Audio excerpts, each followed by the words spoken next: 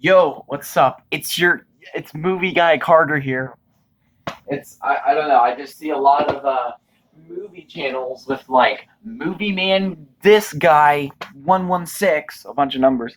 Um, I'm coming at you today through the power of the internet. And today I thought that I compiled a list of what I view to be some of the best movies you've never seen.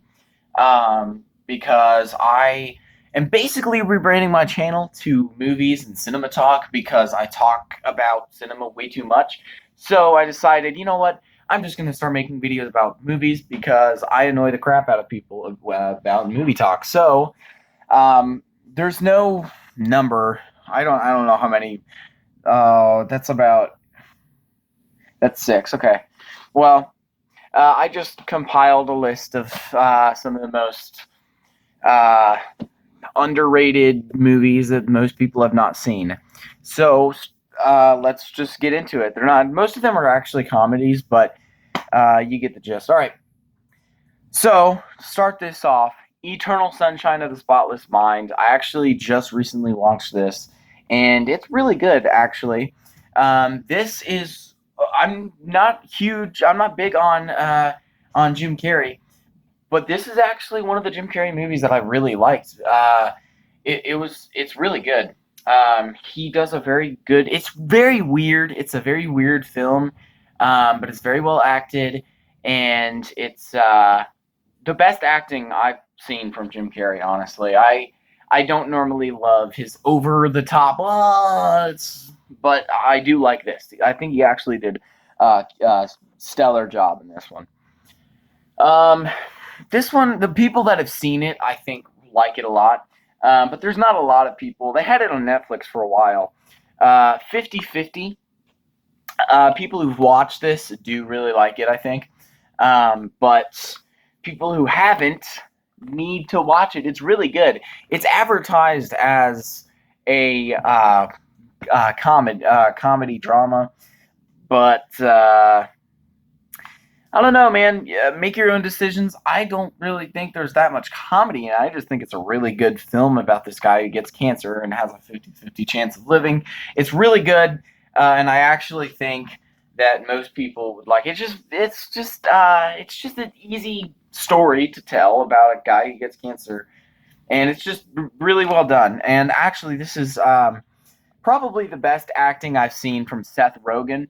Um, Obviously, Joseph Gordon-Levitt is always good. I've yet to, someone has yet to show me a movie with Joseph Gordon-Levitt that I don't like. So, 50-50. Speaking of Joseph Gordon-Levitt, um, Don John is very good. This is all, actually, there's a lot of his movies on here. Don John is, I don't actually have Don John, but Don John is an awesome movie. People who have seen it really like it.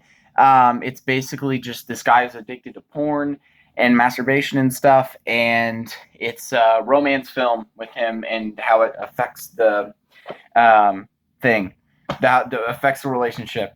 Uh, we have another Joseph Gordon-Levitt because I just love my Joseph Gordon-Levitt.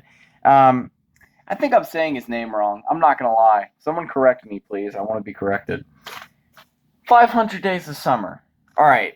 Most people do know about this film, I think, but for the people that don't, I hate most romance films. All right, rom coms, romance films. I hate The Notebook. I hate most generic rom coms. I do not like. It's the most generic genre, right beside superhero films and comedy and just normal comedies.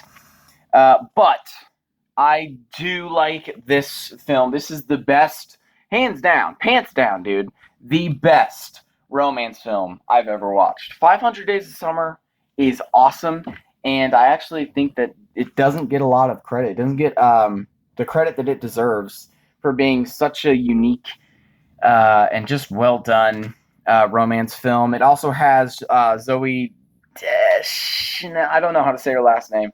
The girl from Elf and New Girl. Proud supporter of New Girl.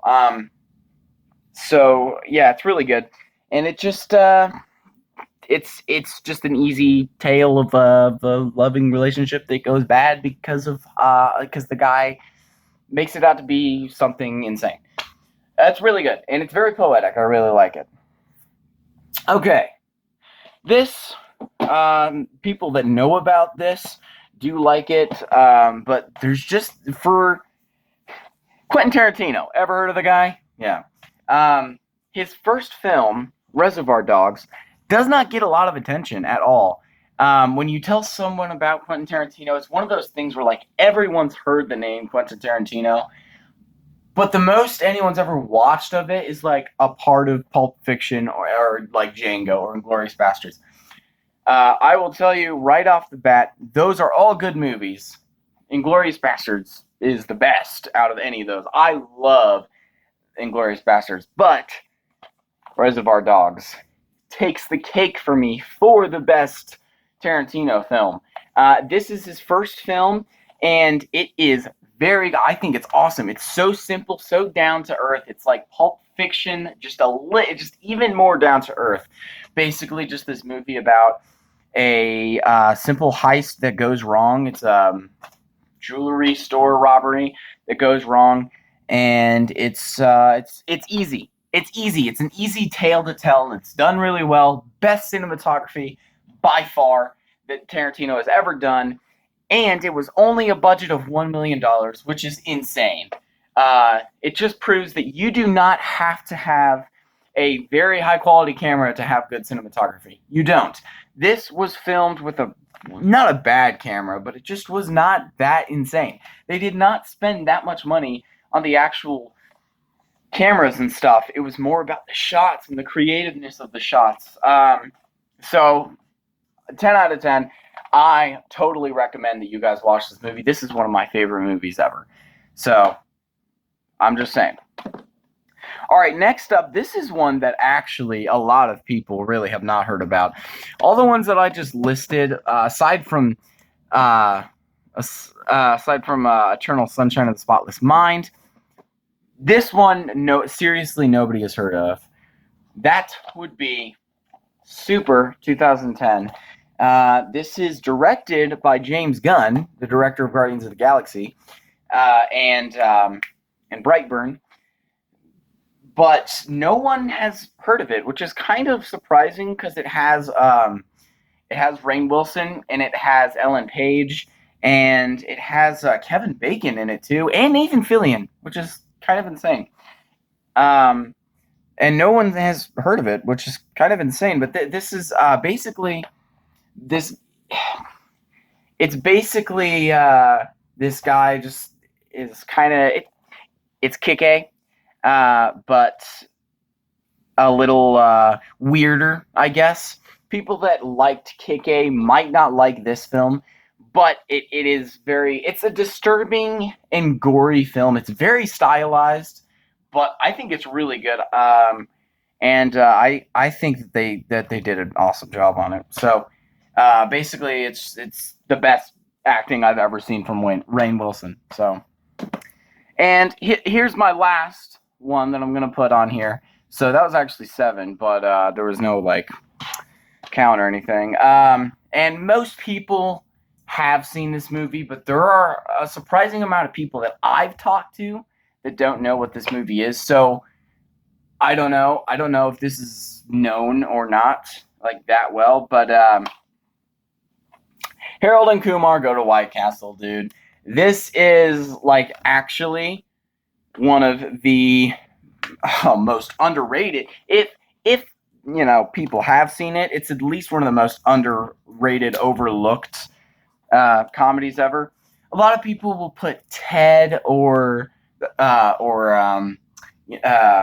Pineapple Express as the best stoner comedies, but this is definitely by far my favorite stoner comedy. It's basically just it's John Cho and Kel Penn.